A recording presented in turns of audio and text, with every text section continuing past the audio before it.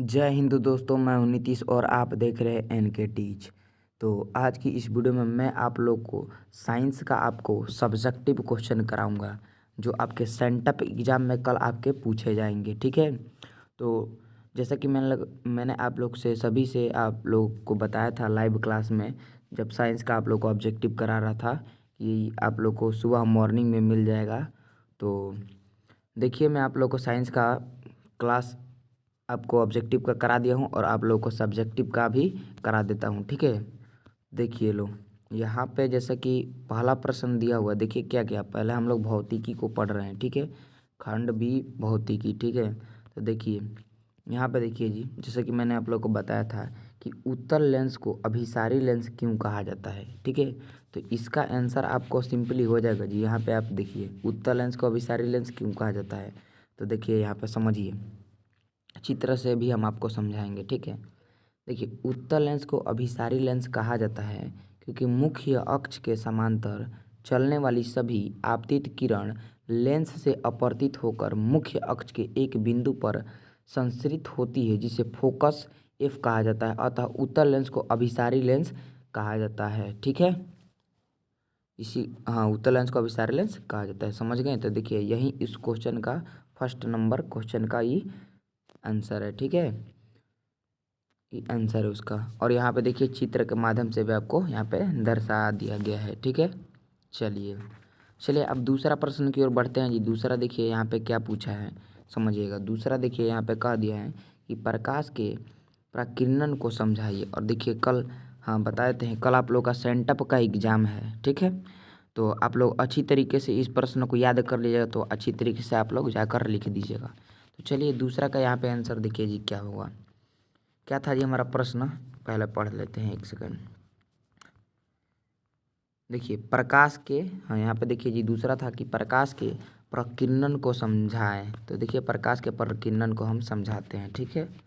चलिए लो, तो देखिए जी, जब प्रकाश किसी ऐसी माध्यम से गुजरता है, जब प्रकाश किसी ऐसी माध्यम से गुजरता है जिसमें धूल तथा अन्य पदार्थ के अत्यंत सूक्ष्म कण होते हैं, तो इनके द्वारा प्रकाश सभी दिशाओं में, हाँ सभी दिशाओं में प्रसारित हो जाता है, जिसे प्रकाश का प्रकीर्णन कहते हैं। देखिए प्रकाश के प्रकीर्णन को समझाना है तो सिंपली इसका आंसर आपको जाकर लिख देना है जी कि जब प्रकाश किसी ऐसे माध्यम से गुजरता है जिसमें धूल तथा अन्य पदार्थ के अत्यंत सूक्ष्म कण होते हैं, तो इनके द्वारा प्रकाश सभी दिशाओं में प्रसारित हो जाता है, जिसे प्रकाश का प्रकीर्णन कहते हैं। ठीक है। चलिए, तो दो का करेक्ट आंसर ई हो जाएगा। ठीक है। चलिए अब देखिए 3 नंबर प्रश्न है, यहाँ पे क्या है जी, समझिएगा। देखिए, विद्युत चुंबकीय प्रेरण से आप क्या समझते हैं। विद्युत चुंबकीय प्रेरण से आप क्या समझते हैं। सेम टू सेम एकदम ओरिजिनल पेपर जैसे मैंने आप लोगों का ऑब्जेक्टिव कराया, सेम टू सेम उसी ओरिजिनल पेपर में आप लोग को सब्जेक्टिव करा रहा हूँ। ठीक है। देखिए कल सुबह आपको सेम टू सेम यही प्रश्न आपके सेंटअप एग्जाम में कल रहेगा जी। तो तीसरा पूछ दिया है कि विद्युत चुंबकीय प्रेरण से आप क्या समझते हैं। तो चलिए हम क्या समझते हैं, चलिए आपको बताते हैं। ठीक है। तो विद्युत चुंबकीय प्रेरण से हम क्या समझते हैं, ध्यान से देखिएगा। 3 का यहाँ आंसर है। ठीक है। देखिए, किसी चालक को किसी किसी चालकों को किसी परिवर्ती चुंबकीय क्षेत्र में रखने पर उस चालक के सिरों के बीच विद्युतवाहक बल उत्पन्न होने को विद्युत चुंबकीय प्रेरणा यानी इलेक्ट्रोमैग्नेटिक इंडक्शन कहते हैं। उत्पन्न विद्युतवाहक बल का मान गणितीय रूप से फैराडे का प्रेरण का नियम द्वारा दिया जाता है। ठीक है। तो ई हो गया जी आपका 3 का आंसर। ठीक है। चलिए अब यहाँ पे बढ़ेंगे जी हम। देखिए और कुछ प्रश्न है फिजिक्स में जो इजी है। इजी प्रश्न को हम नहीं बता रहे हैं, लॉन्ग प्रश्न को हम बता रहे हैं आप लोगों को। अब देखिए जी, यहाँ पे 14 नंबर प्रश्न है। जो प्रश्न मैं बता रहा हूँ ना, वो एकदम थोड़ा हार्ड प्रश्न है। इजी प्रश्न आप लोग बना सकते हैं अपने से। चलिए अब 14 यहाँ पे देखिए, हाइड्रोकार्बन क्या है, यह कितने प्रकार के होते हैं। ठीक है। चलिए लो, देखिए एकदम ओरिजिनल पेपर का मैं बता रहा हूँ जी। ठीक है। और 6 का यहाँ पे 6 नंबर प्रश्न कट गया है। 6 का आंसर ई होगा जी, आप लोग देख लीजिएगा। 6 का आंसर ई होगा। ठीक है। और यहाँ पे मैंने 7 का भी आंसर यहाँ पे आपको, सॉरी इधर उधर हो गया है, ये 14 का आंसर, 14 नंबर प्रश्न का ये आंसर है। इधर उधर क्या बोलते हैं, इधर उधर प्रश्न जो है हो गया है। ठीक है, देखिए सब क्वेश्चन यहाँ पे ऊपर आपको मिलेगा, आप लोग देख लीजिएगा।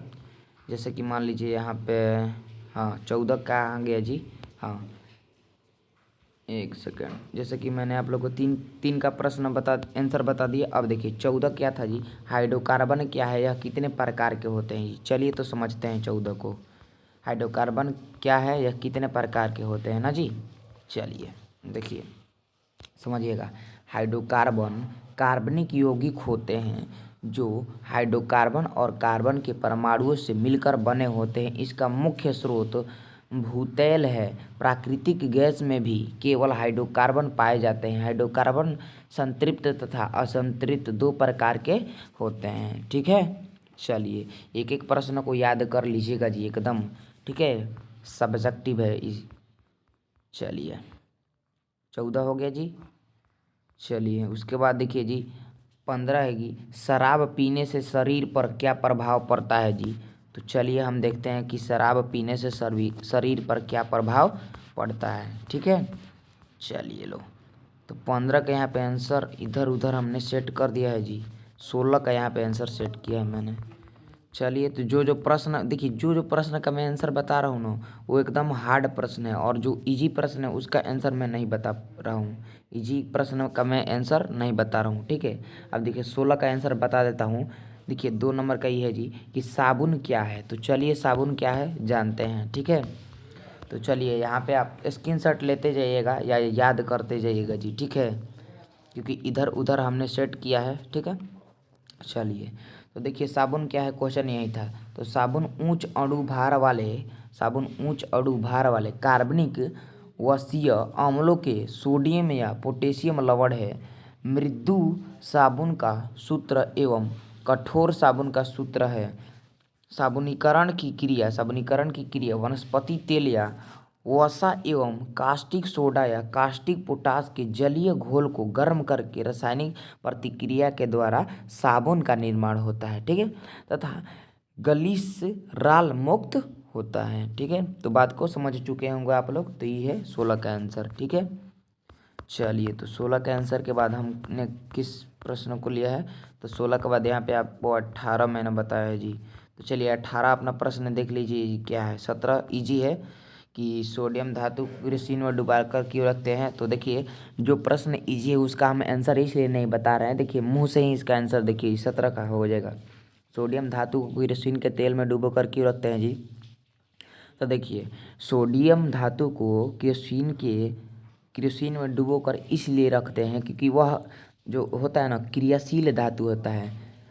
ठीक है, इसी और आग की संपर्क में आने पर उसमें तुरंत आग लग जाता है। इसीलिए ना सोडियम पोटेशियम लिथियम तीनों को ना हम लोग केरोसिन के तेल में डुबाकर रखते हैं। चलिए अब 18 नंबर प्रश्न आपके स्क्रीन पे है, खनिज किसे कहते हैं।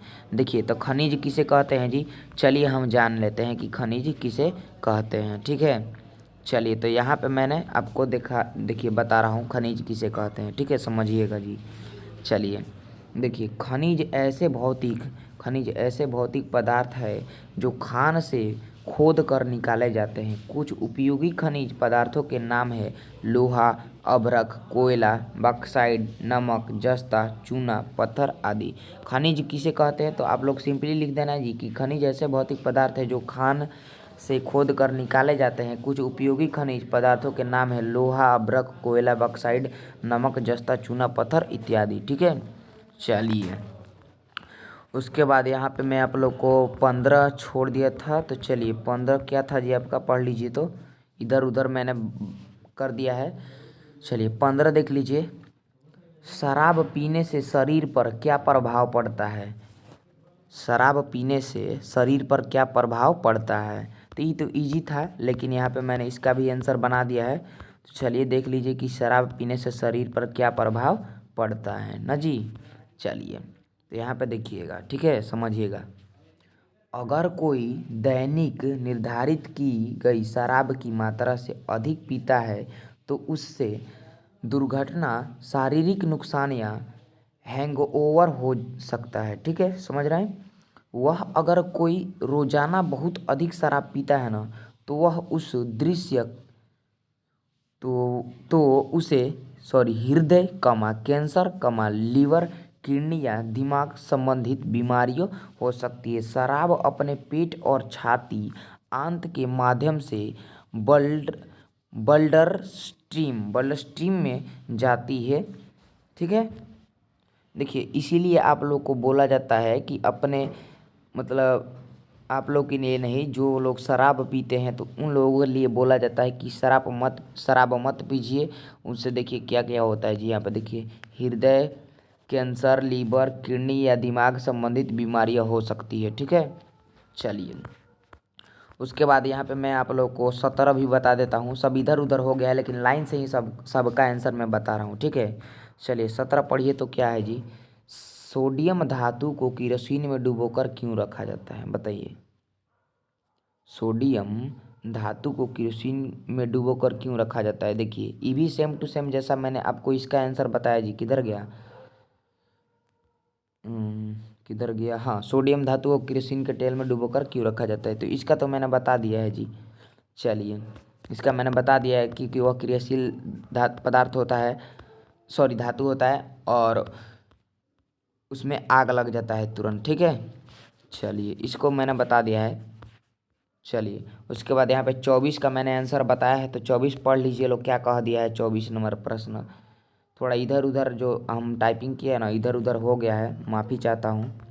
चलिए 24 देखिए जी क्या कह दिया है। 24 नंबर पूछा है क्या कि ग्लाइकोलेसिस क्या है, ग्लाइकोलेसिस क्या है। तो चलिए 24 का आंसर हम बताते हैं, ग्लाइकोलेसिस क्या है। ठीक है, चलिए लो, चलिए जी तो यहाँ पे देखिए ग्लाइकोलेसिस क्या है तो समझिएगा जी कि देखिए ग्लाइकोलेसिस या ग्लाइको अपघटन कोशिकीय शोषण की प्रथम अवस्था है जो कोशिका द्रव में होती है।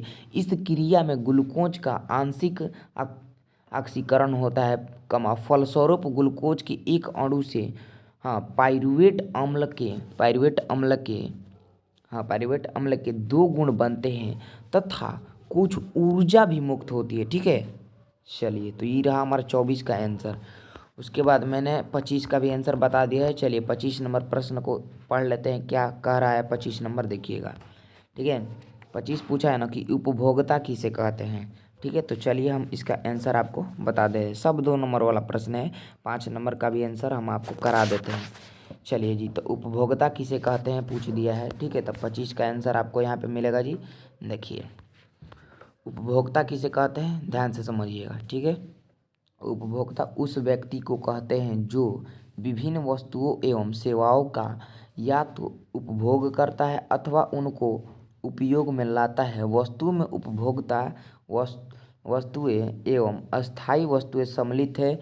जिन सेवाओं का हम कार्य करते हैं उनमें बिजली टेलीफोन परिवहन सेवाएं थिएटर सेवाएं आदि सम्मिलित हैं। ठीक है, तो ये रहा हमारा 25 का क्या रहा जी, ये हमारा 25 का रहा आंसर। ठीक है, चलिए उसके बाद मैंने बता दिया है आपको 23 का भी आंसर बता दिया है।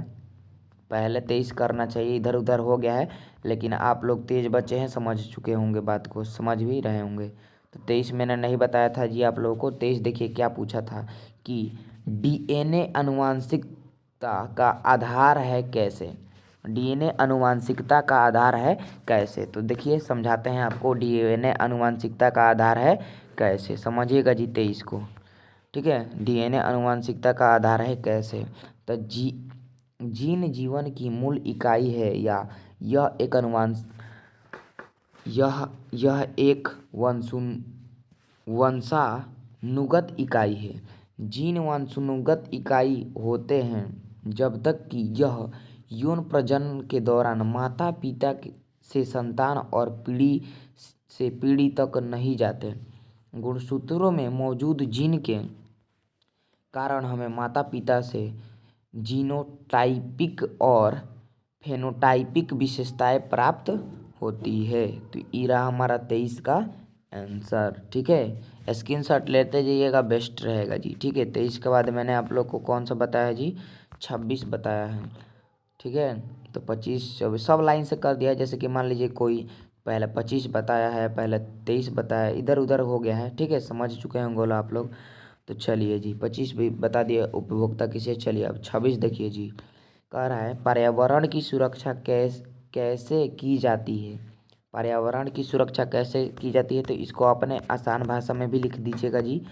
तो चलिए आपको बताते हैं कि पर्यावरण की सुरक्षा कैसे की जाती है। तो यहाँ पे देखिएगा जी आपको आंसर, पर्यावरण सुरक्षा पर निबंध होली इज इन हिंदी। पर्यावरण को प्रदूषित होने से बचाना ही पर्यावरण संरक्षण कहलाता है। ठीक है, पर्यावरण संरक्षण का मुख्य उद्देश्य भविष्य के लिए पर्यावरण या प्राकृतिक संसाधनों की रक्षा करना है।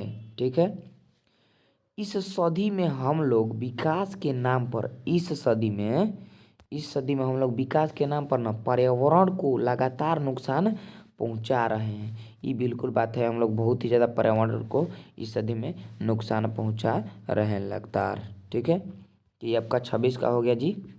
हाँ, 26 का आपका ये हो गया आंसर। ठीक है, चलिए उसके बाद मैंने 26 ही, हाँ चलिए 26 तक मैंने करा दिया है देखिए।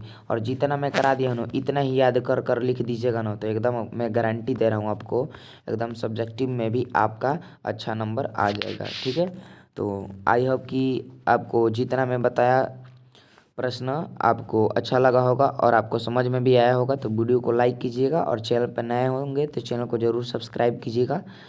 तो ऐसे ही वीडियो पाने के लिए हमारे यूट्यूब चैनल को ज़रूर सब्सक्राइब कीजिएगा। और व्हाट्सएप ग्रुप में आप भी ज्वाइन नहीं किए होंगे व्हाट्सएप ग्रुप को, तो लिंक आपको व्हाट्सएप ग्रुप के डिस्क्रिप्शन बॉक्स में मिल जाएगा। जल्दी से जाकर व्हाट्सएप ग्रुप को भी ज्वाइन कर लीजिएगा इन्फॉर्मेशन के लिए।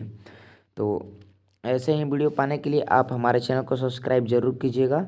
चलिए मिलते हैं किसी और नए वीडियो में, तब तक के लिए जय हिंद जय भारत।